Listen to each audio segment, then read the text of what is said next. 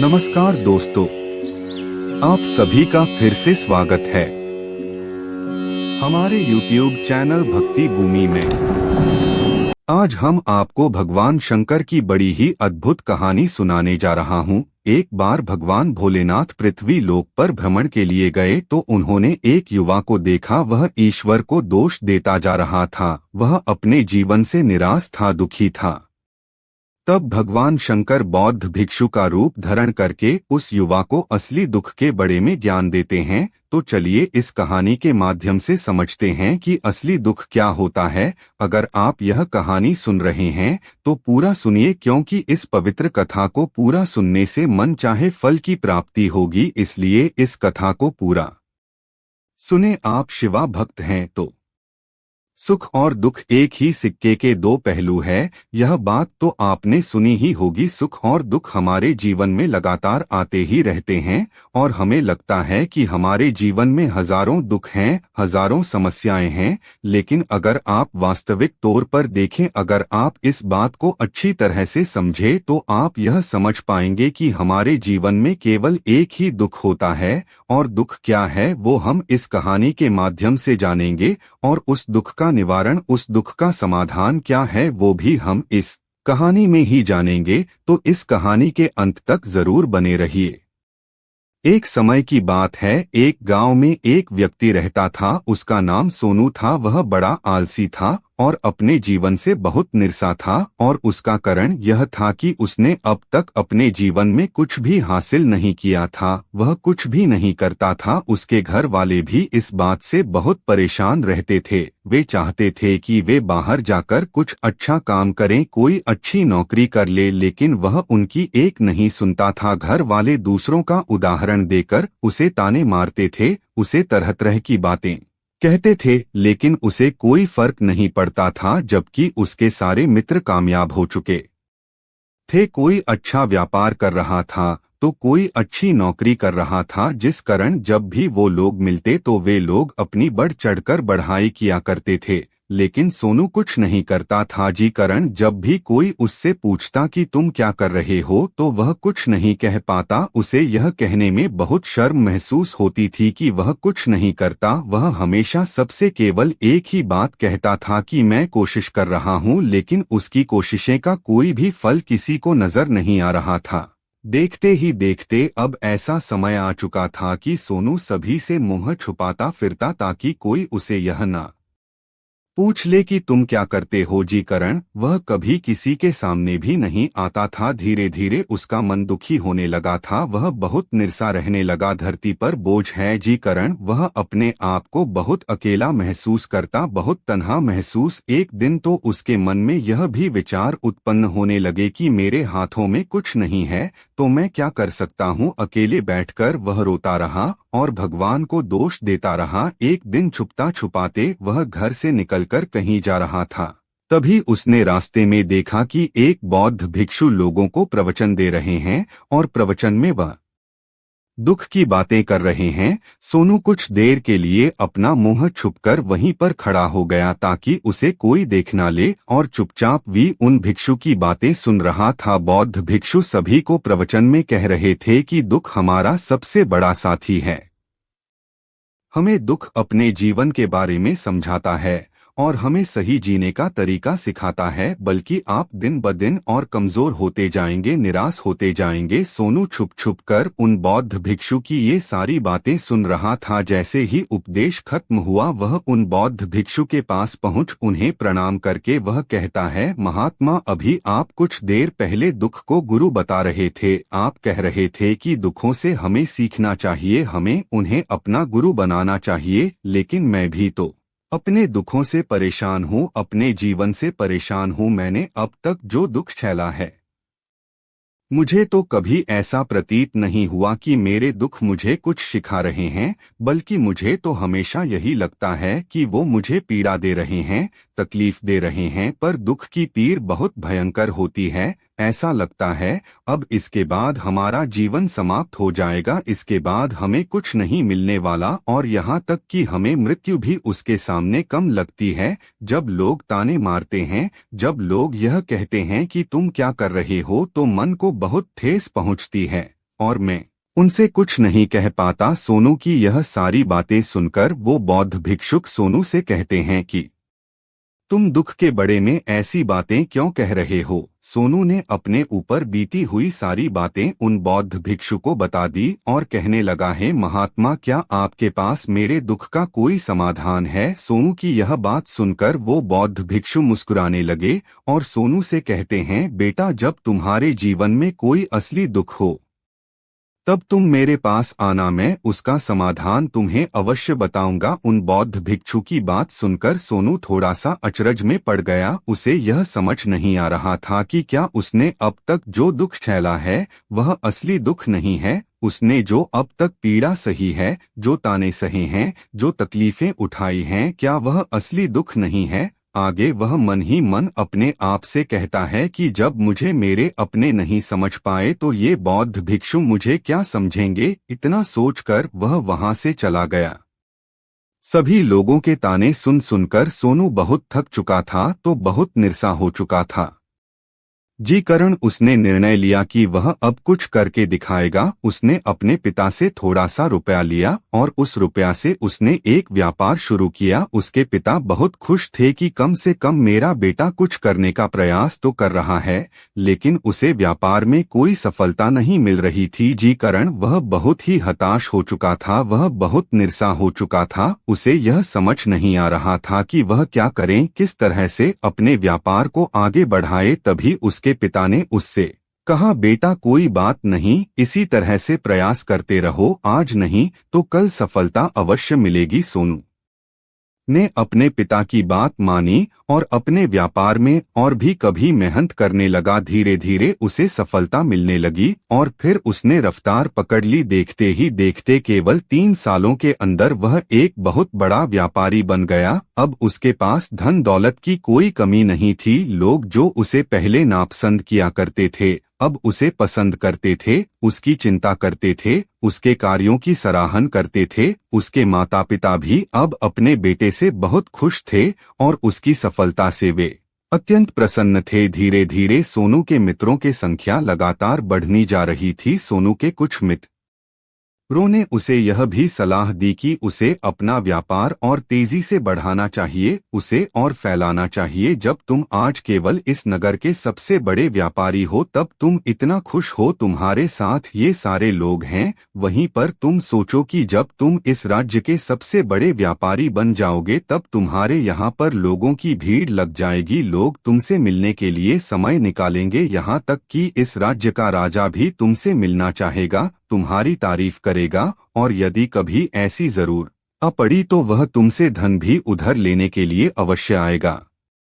सोनू को अपने दोस्त की यह बात बहुत पसंद आई। सोनू ने सोचा कि मेरे मित्र सही कह रहे हैं, मुझे अपने व्यापार को और बड़ा करना चाहिए और फैलाना चाहिए, तभी तो हर कोई मेरे बारे में जान सकेगा, हर कोई मुझे पहचानेगा। जी करण उसने कुछ अनुचित कदम उठाया ताकि उसका व्यापार जल्दी से जल्दी और बड़ा हो जाए। उसने कई लोगों से अधिक मात्रा में धन उधार ले लिया, जिससे उसके ऊपर अब काफी कर्ज हो चुका था। और इतना ही नहीं, वो यहाँ पर नहीं रुका, उसने अधिक से अधिक मुनाफा कमाने के चक्कर में अपने माल की गुणवत्ता को भी खराब कर दिया, जिससे अब उसके माल में वह बात नहीं रह गई थी जो पहले हुआ करती थी। लेकिन वह अपने मित्रों की बात सुनता रहा, जैसा उसके मित्र कहते थे वो वैसा ही करता चला जा रहा था। यहाँ तक कि उसने अपने व्यापार को और भी तीव्रता से बढ़ाने के लिए अपने दूसरे छोटे व्यापारियों के खिलाफ षड्यंत्र भी रचना शुरू कर दिया। जी करण उसके मन में अब पहले जैसा वह सुकून नहीं था। उसे अब रातों को नींद नहीं आती थी, वह केवल एक ही विचार में लगा रहता था कि किस तरह से उसका व्यापार पूरे राज्य में फैल जाएगा और वह इस राज्य का सबसे बड़ा व्यापारी बन जाएगा। जी करण वह दिन रात केवल इसी मेहनत में लगा रहता कि उसका व्यापार जल्दी से जल्दी और बड़ा हो जाए। हालांकि उसके पास अब सब कुछ था, धन दौलत, अच्छा घर, गाड़ियां, नौकर चाकर, सभी सुख सुविधा, लेकिन उसके बावजूद भी वो उन चीजों का लाभ नहीं उठा पा रहा था, क्योंकि उसका पूरा ध्यान केवल अपने व्यापार को और उन्नति पर ले जाना था। एक दिन सोनू अपने रथ पर बैठकर एक मार्ग से होकर गुजर रहा था, तभी रास्ते में उन्हें गुरु का आश्रम दिखा। यह देखकर वह उन बौद्ध भिक्षु के पास गया और बौद्ध भिक्षु से कहने लगा है, महात्मा, आपने कहा था कि जब मेरे जीवन में कोई असली दुख आए तब मैं आपके पास आऊं। इस कारण मैं यहाँ पर आया हूँ। आज मैं बहुत दुखी हूँ, मैं रातों को सो नहीं पता, मेरे पास सब कुछ होते हुए भी मैं उनका लुत्फ नहीं उठा पता। उसने अपनी सारी बातें एक एक करके बताया।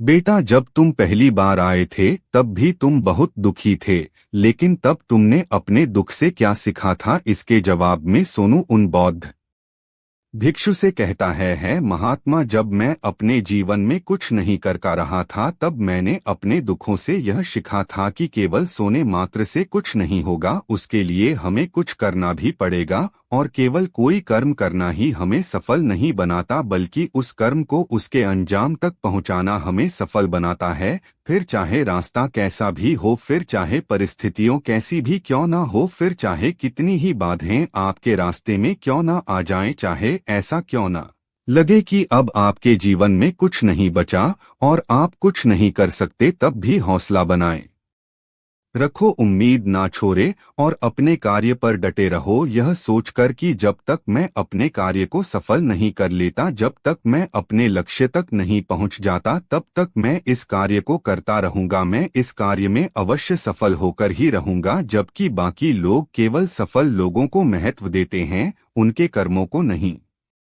सोनू की यह सारी बातें सुनकर वह बौद्ध भिक्षु मुस्कुराने लगे और इस सोनू से कहते हैं, बेटा, जब तुम्हारे जीवन में असली दुख आए तब तुम मेरे पास आना, मैं तुम्हारी समस्या का समाधान अवश्य करूंगा। इतना कहकर वह बौद्ध भिक्षु वहां से उठकर चले गए। सोनू एक बार फिर से उनकी यह बातें सुनकर आश्चर्यचकित रह गया। उसे अब यह समझ नहीं आ रहा था कि क्या उसने जो दुख देखा है, उससे जो तकलीफ है अब तक सही है, क्या वह असली दुख नहीं है? उसके मन में अब एक सवाल उत्पन्न होने लगा कि असली दुख क्या है और इसकी पहचान क्या है, और मुझे कैसे पता चलेगा कि इस समय में असली दुख मैं हूँ। लेकिन उसने कुछ नहीं कहा, वह सब सोच ही रहा था कि तभी वह बौद्ध भिक्षु सोनू के पास एक बड़ा सा घड़ा लेकर पहुँच जाते हैं। उसे घड़े के अंदर सोने के सिक्के थे। उसे घड़े को देते हुए वह बौद्ध भिक्षु सोनू से कहते हैं, बेटा, तुम इसे उस पहाड़ के नीचे दबा दो, क्योंकि ये मेरे किसी काम का नहीं है।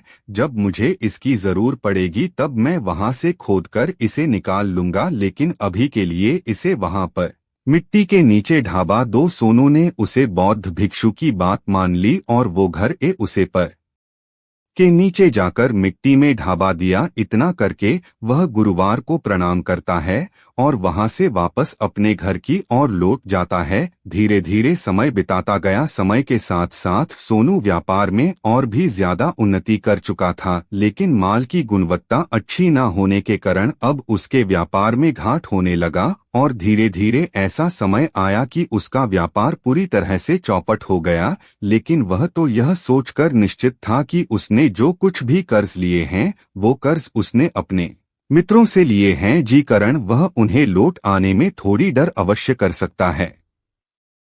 वह तो यह सोच रहा था कि उसके मित्र उसका बुरे समय पर साथ देंगे, लेकिन सबसे पहले उसके मित्र ही उसे अपना कर्ज वापस लौट की मांग करने लगे। तब सोनू को एहसास हुआ कि कोई भी अपना नहीं है। उसने अपने मित्रों से उसे कर्ज को लौट के लिए थोड़ी सी मोहलत मांगी, लेकिन सोनू के किसी भी मित्र ने उसे कर्ज लौट के लिए वह मोहलत नहीं दी, बल्कि वे लोगों से जान से करने की धमकी देने लगे। अपने मित्रों के मुंह से यह सब सुनकर सोनू बहुत ही आश्चर्यचकित रह गया। वह जो कुछ सोच रहा था सब कुछ उल्टा पड़ गया। जी व्यापार के चलते उसके इतने मित्र बने थे, इतने शुभचिंतक बने थे, वे सब उससे दूर जान लगे थे।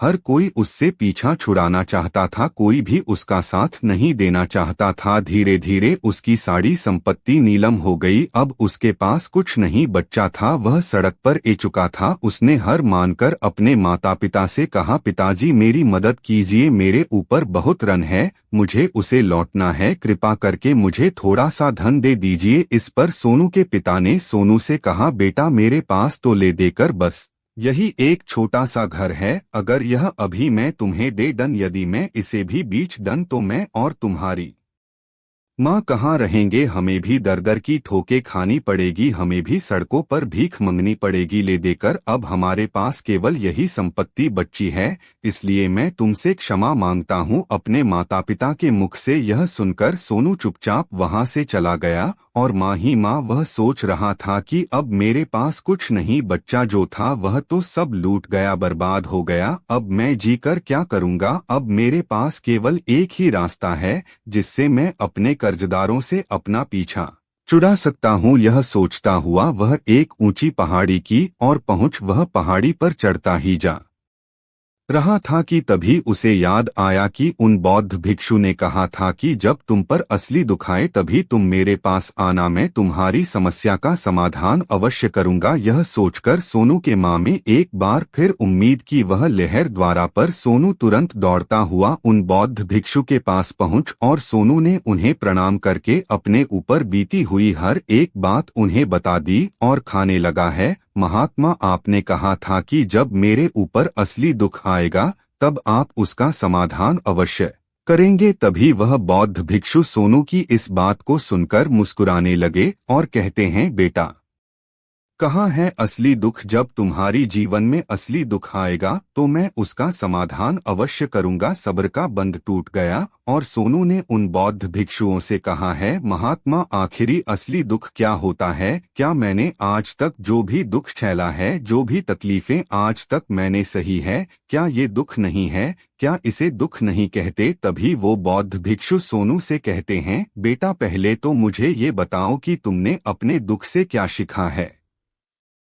इसका जवाब देते हुए सोनू उन बौद्ध भिक्षु से कहता है, महात्मा, मैंने तो यही देखा है कि जो लोग तुम्हारी तरक्की में तुम्हारा पीछा करते हैं, तुम्हारे साथ जुड़ने हैं, वो लोग तुम्हें अवश्य धोखा देंगे, क्योंकि ऐसे लोग बुरे समय पर तुम्हारा साथ नहीं देने वाले बल्कि तुम्हारा फायदा उठाने का ही वह प्रयास करेंगे। इसलिए ऐसे लोगों पर भरोसा ना करें, बल्कि जो लोग तुम्हारी असफलता के समय पर, तुम्हारे बुरे समय पर तुम्हारे साथ खड़े हैं, वही तुम्हारे असली मित्र हैं और वही तुम्हारे साथ रहते हैं। और ऐसे लोग तुम्हें बहुत कम मिलते हैं और जिन्हें ऐसे लोग मिलते हैं उन्हें हमेशा उनके कदर करने चाहिए। आगे सोनू उन बौद्ध भिक्षु से कहता है कि जब तुम कोई कार्य कर रहे हो तो उसे पूरी ईमानदारी से करो, धैर्य रखो, लालच ऐन करो और अपने लक्ष्य तक पहुंचने के लिए भी कोई षड्यंत्र नाचो, क्योंकि ऐसा करने से तुम्हारे साथ ही बड़ा होगा और तुम्हें हमेशा नुकसान में रहोगे। सोनू की यह सारी बातें सुनकर बौद्ध भिक्षु उसे पर के पास पहुंचे। उन्होंने गद्दा खुदा और वह घर निकाल कर उसे सोनू के हाथ में थम दिया, जिसमें सोने के सिक्के भरे हुए थे। वह खर सोनू के हाथ में थमते हुए उन बौद्ध भिक्षुओं ने कहा, लो इसे पकड़ो और जब तुम्हारे जीवन में असली दुख आए तब तुम मेरे पास आना, मैं इसका समाधान अवश्य करूंगा। संगीत। लेकिन उसने अपने हाथों में पैर हुए उसे घर को देखा जिसके अंदर सोने के सिक्के थे। यह देखकर उसे माँ ही माँ यह लगा कि चलो अब तो थोड़ी सी राहत अवश्य हो जाएगी, मैं अपने मित्र का वो कर्ज लौटा सकूंगा और एक नया व्यापार भी फिर से आरंभ कर सकूंगा। जी करण उसने उन बौद्ध भिक्षुओं को प्रणाम किया, उनका धन्यवाद किया और वहां से चल पड़ा। सोनू ने उसे सोने के सिक्कों से सभी का कर्ज लौटा दिया और अपने लिए एक बार फिर से नया व्यापार शुरू किया। व्यापार छोटा था लेकिन अब की बार सोनू बहुत खुश था। उसने पूरी ईमानदारी, मेहनत और लगन के साथ अपने व्यापार पर काम किया और देखते ही देखते एक बार फिर से वह एक बार व्यापारी बन गया। लेकिन अब की बार वो बहुत खुश था, क्योंकि इस बार उसने कोई लालच नहीं की, नहीं किसी के लिए षड्यंत्र रचा, बल्कि उसने पूरी ईमानदारी और मेहनत के साथ अपने व्यापार पर काम किया। लेकिन जैसे जैसे आप धनी होते जाते हैं, जैसे जैसे आप अमीर बनते जाते हैं, समाज में एक डर और उत्पन्न होने लगता है और वह अपनी दौलत को ना को देना। जी करण आप लोग दान करना शुरू कर देते हैं, पुण्य करना शुरू कर देते हैं, लोगों की मदद करते हैं ताकि आपके जीवन में कभी कोई दुख ना आए। लेकिन यह जीवन सुख और दुख का संगम है जी, कारण हर किसी को सुख और दुख से होकर गुजरा ही पड़ता है। इसी वजह से एक बार फिर से सोनू के जीवन में एक और दुख उत्पन्न हुआ। अब की बार उसके माता और पिता दोनों की मृत्यु हो गई। सोनू अपने माता पिता से बहुत प्रेम करता था जी, कारण उसके माँ को बहुत गहरा आघात पहुंच। जब आखिरी बार वह उन्हें देख रहा था तो उसके माँ में हजारों सवाल उत्पन्न होने लगे। वह अपने घर लौटा। घर लौटकर उसने देखा कि जी संपत्ति के लिए वह हमेशा लड़ते झगड़ने रहते थे। आज उसकी देखभाल के लिए कोई नहीं था। उसके माता पिता ने जो भी मेहनत की, जो भी अपने जीवन में इकट्ठा किया, सब यही रह गया। लेकिन अब सब कुछ खत्म हो चुका था है और सोनू का माँ अब बहुत बेचैन हो रहा था। उसके माँ में हजारों सवाल उत्पन्न हो रहे थे और वह अपने आप को बहुत अकेला महसूस कर रहा था। उसे बहुत खाली समय से हो रहा था। उसने इधर उधर देखा लेकिन उसे कुछ समझ नहीं आया। तभी उसे उन बौद्ध भिक्षु की याद आई। वे तुरंत ही भाग भाग उन बौद्ध भिक्षु के पास पहुंच। उसे देखते ही उन बौद्ध भिक्षु ने सोनू से सवाल किया और कहा, क्या बात है बेटा, क्या कोई फिर से दुख आज पड़े है? तभी सोनू ने कहा, नहीं गुरुदेव, अब तो सब ठीक है, लेकिन आज मेरे माता पिता की मृत्यु हो गई और मैं बहुत अकेला महसूस कर रहा हूँ। मैं बहुत दुखी महसूस कर रहा हूँ, जैसे कुछ खाली सा है, जैसे कुछ अकेलापन सा। तभी वह बौद्ध भिक्षु सोनू से कहते हैं, बेटा इसमें दुखी होने वाली बात क्या है? यह तो जीवन है, एक दिन तो सभी को जाना है। यहाँ पर कोई रहने नहीं आया और ना ही कोई रहेगा। हम सब एक ना एक दिन मृत्यु को प्राप्त हो ही जाएंगे और मृत्यु कब आएगी यह किसी को नहीं पता। हो सकता है कि तुम्हारी मृत्यु कल ही हो जाएगी या फिर आज। और अभी यह सुनकर सोनू आश्चर्यचकित रह गया। उसने उन बौद्ध भिक्षु से कहा है, महाराज आप यह क्या कह रहे हैं? मैं तो अभी जवान हूँ और मुझे तो अभी अपनी पूरी उम्र जीना है। मैं तो जीना चाहता हूँ, कुछ करना चाहता हूँ, और आप कह रहे हैं कि मैं कभी भी मृत्यु को प्राप्त हो सकता हूँ। इस पर वो बौद्ध भिक्षु सोनू से कहते हैं, बंदे इस ब्रह्मा में मत रहना कि मृत्यु केवल बूढ़े को आई है। बूढ़ों के सामने तो उनके जवान बच्चे तक मा जाते हैं। मृत्यु कभी किसी की उम्र देखकर नहीं आई और ना ही किसी को बताकर आई है। उन बौद्ध भिक्षु के मुख से यह सारी बातें सुनकर सोनू और भी ज्यादा बेचैन हो गया और वह चुपचाप वहां से चला गया। उसके माँ का वह खालीपन अब भी वैसे ही था। वह भी अपने आप को बहुत अकेला महसूस कर रहा था। उसके बाद से उसका माँ अपने व्यापार में भी नहीं लगता। जब भी वह कोई कार्य करता तो उसके माँ में ढेर सारे प्रश्न उठने लगता है। वो क्या कर रहा है, क्यों कर रहा है और उसने इस कार्य को क्यों किया? उसके माँ में अब एक और प्रश्न उत्पन्न होने लगा था, क्या हम यहाँ पर केवल इसीलिए आते हैं कि इस जीवन को भिगे और एक दिन मृत्यु को प्राप्त हो जाए? वह यह समझ नहीं कर रहा था कि जीवन का असली मतलब क्या है। उसने कई विद्वानों से पूछा, अपनी तरफ से जो मुमकिन हो सकता था खोजबीन की, लेकिन उसे कोई भी जवाब नहीं मिल का रहा था। और जब उसे कोई जवाब नहीं मिला तो उसका दुख और भी बढ़ गया जी, कारण उसके माँ की बेचैनी और भी बढ़ चुकी थी और उसे यह समझ नहीं आ रहा था कि वह क्या करे, कहाँ जाए, किस पूछे। तभी उसे फिर से उन बौद्ध भिक्षु की याद आई पहुंच और उसने अपने माँ की सारी बातें उन गुरुवार को बता दें। तभी वह बौद्ध भिक्षु मुस्कुराने लगे और सोनू से कहते हैं, बेटा आज पहले बार तुम्हारे जीवन में असली दुख उत्पन्न हुआ है। वास्तव में तो यही है जिसे हम दुख कह सकते हैं, जो दुख कहलन लायक है कि हमें पता ही नहीं हम क्या कर रहे हैं, कहाँ जा रहे, क्यों जा रहे हैं, वो कौन है, क्या है, हम क्या करना चाहते हैं। तभी सोनू ने कहा है, महात्मा मेरे इस दुख का समाधान कीजिए, मुझे इस दुख का निवारण दीजिए। तभी वह बौद्ध भिक्षु सोनू से कहते हैं, हम सबके अंदर क्रोध, लालच, लाभ जैसी कई वासनाएं हमारे अंदर घर घर के बैठ जाती हैं जी, कारण हम अपने जीवन को टुकड़ों में जीते हैं और हमारी चेतन कभी एक नहीं हो पाती। हम कभी एक जगह सोच नहीं पाते, समझ नहीं पाते और हमारी ऊर्जा शक्ति भी पूरी तरह से छिन्न भिन्न हो जाती है। और आजकल के दौर में हमारे पास तो इतना भी समय नहीं कि हम एक पाल निकाल करके एक पाल के लिए मोड़ कर अपने आप को देख सकें, अपने आप को समझ सके। वास्तविकता में हर कोई यहाँ पर अपने जीवन भर केवल दुख दुख का कर चिल्लाता राहत है, उसका समाधान निकालना का हर मुमकिन प्रयास करता है। लेकिन जिसे हम दुख समझते हैं वह तो दुख है ही नहीं, तो इसका समाधान आपको कहाँ से मिलेगा? यह तो परिस्थितियों हैं जिसके कारण हम अपने आप को दुखी समझते हैं, अपने आप को टाकली में समझते हैं। जैसे हम एक स्थिति से निकलते हम किसी दूसरी स्थिति में फंस कर रह जाते, जी प्रकार हम पहले समस्या का सामना करते हैं, इस प्रकार हम दूसरी समस्या का भी सामना करते रह जाते हैं। और जब हम इन परिस्थितियों से हार मान लेते हैं, जब हमें लगता है कि अब कोई रास्ता नहीं बचा, तब हमारे सामने हमें केवल एक ही रास्ता नजर आता है और वह है मृत्यु।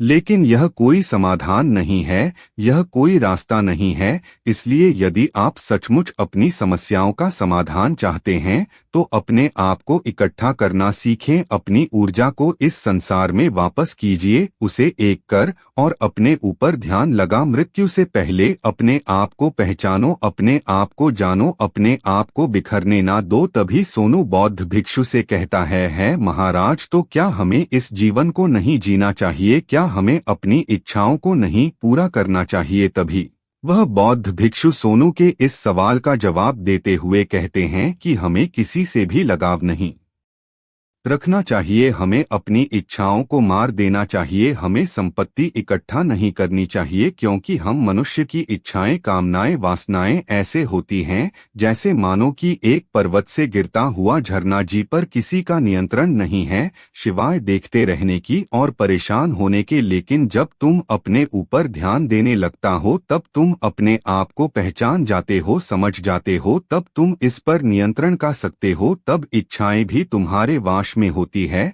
और फिर तुम चाहे तो उन्हें छाव पूर्ति भी अवश्य कर सकते हो। गुरुदेव की यह सारी बातें सुनकर सोनू ने गुरुदेव से कहा है, महाराज आपका बहुत बहुत धन्यवाद। उम्मीद करते हैं कि आपको इस वीडियो से कुछ नया जरूर सीखने को मिला होगा। आपको वीडियो कैसी लगी हमें कमेंट बॉक्स में जरूर बताएं। अगर वीडियो के दौरान मुझसे कोई गलती हो गई हो तो मैं माफी चाहता हूँ। दोस्तों मिलते हैं एक नई वीडियो में नई जानकारी के साथ। धन्यवाद।